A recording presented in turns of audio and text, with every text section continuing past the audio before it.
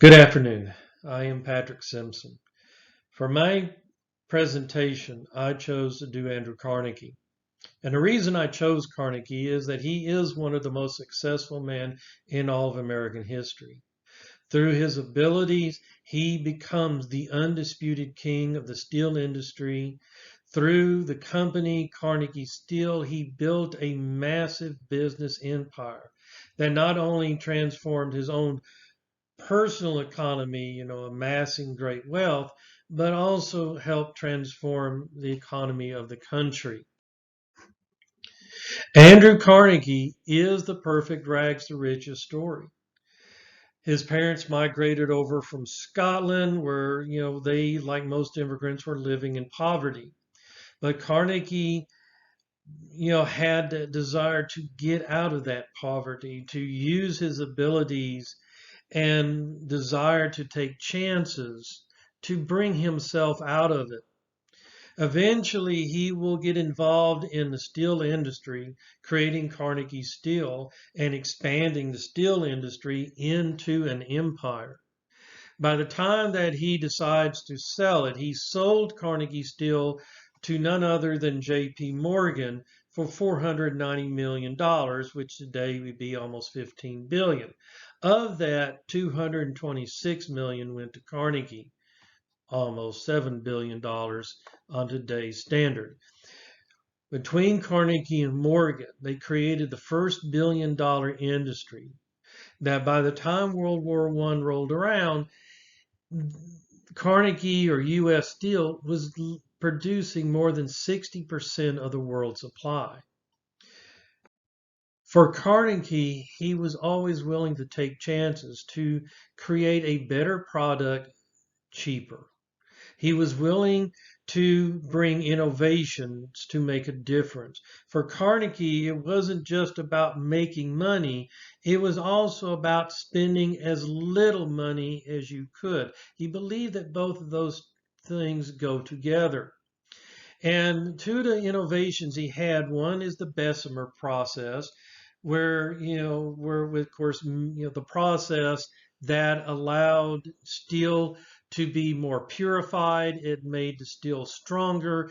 It made the steel, to be produced cheaper. And thus steel prices dropped, allowing more, consumerism of his product. And of course, the biggest would be the railroad industry that was buying up a large quantity of Carnegie steel to produce the railroads. The second thing he introduced was vertical integration, where it's about controlling all phases of the industry. And as a result of vertical integration, Carnegie was able to become the largest manufacturer of iron and steel rails and coke throughout the world. And this vertical integration, as I said, is to buy up every aspect of the industry, to buy up the mines in which the ore was taken from, to buy up the transportation to and from the refineries, and eventually even owning the companies that would sell the product to the consumer. Because for Carnegie, his philosophy, one of his philosophy was to concentrate, focus your energy on one thing. And, as it says here, people tell you don't put all your eggs in one basket.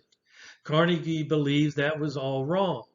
Carnegie would tell you put your eggs in one basket and then watch that basket. And, in other words, concentrate on one thing and become successful at that one thing, and therefore you will make your money.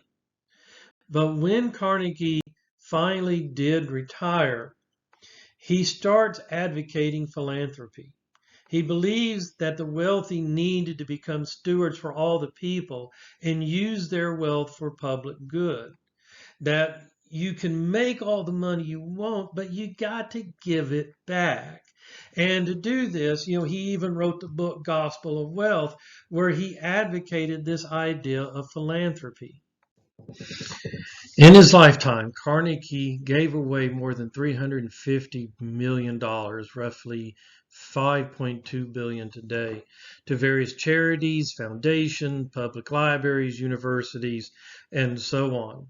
Because one of Carnegie's dictum that he wrote in an essay called Wealth, he wrote that one should spend the first third of his life getting all the education he can, the second third making all the money he can, and the last third of his life giving it all away to worthwhile causes. Carnegie had a significant economic impact, not only on his personal economy, where he becomes one of the richest men in American history, but he also impacted the national economy, helping to expand it and strengthen it and help propel it into the 20th century. But he also impacted the societal economy by giving so much money back to the community, thus helping strengthen that economy as well. Thank you for your time, and I hope you enjoyed this presentation, and thank you for listening, and everyone have a great day.